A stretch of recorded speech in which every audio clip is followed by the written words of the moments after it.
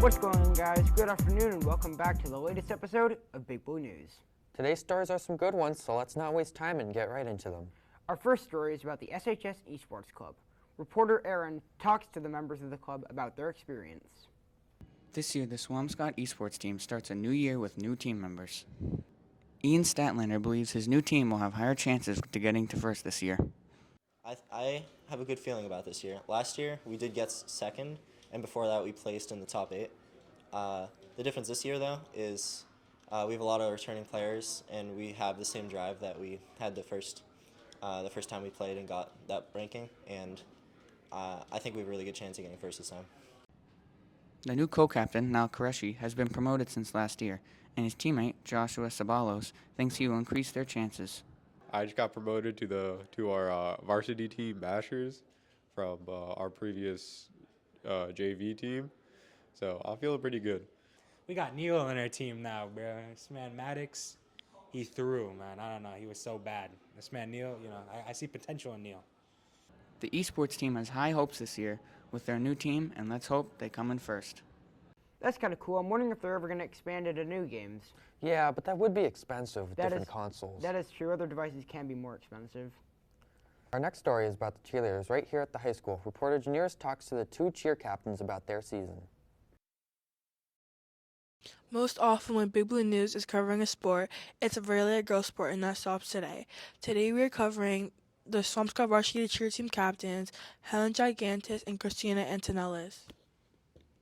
I chose to do cheerleading because it takes me to a place that makes me happy whenever I step on the mat, and I've been doing it since I was like 12, and I just love how it's a combination of like many things. I've been doing cheer since I was in 2nd grade, and just like the team environment, it's like you make new friends, it's like you learn new skills, like it's just a really fun sport to do, and it's just like I've stuck with it for 10 years now.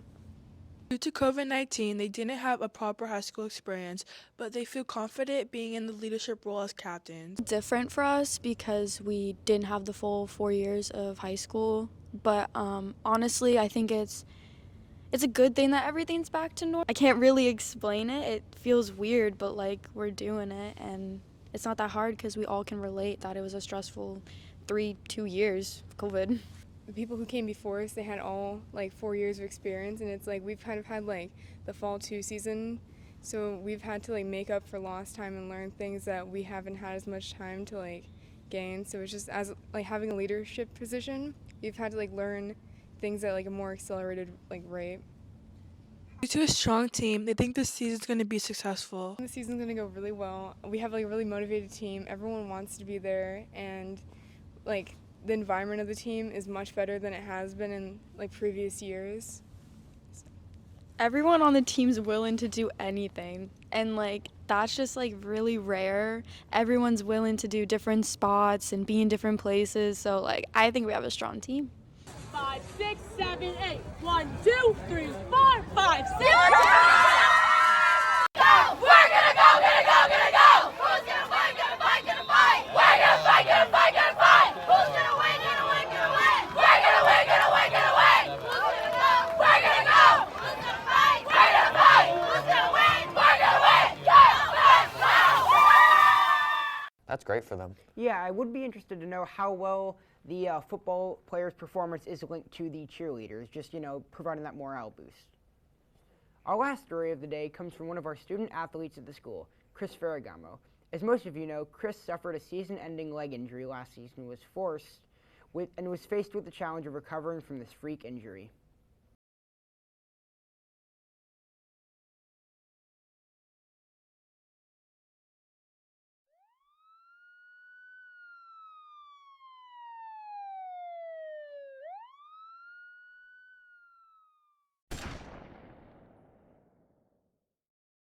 It sucked, especially since I worked so hard in the off season and I created a bond with my teammates. A bond I'll never forget. That was the best summer I've ever had with them, and yeah, it really sucked. This was the hardest challenge Chris has faced, as he had to deal with the recovery process both physically and mentally. It's been going good. Ended PT in January, had that for 3 months, and I've taken off ever since. Started lifting in the field getting myself mentally and physically ready for the season, and I feel good so far.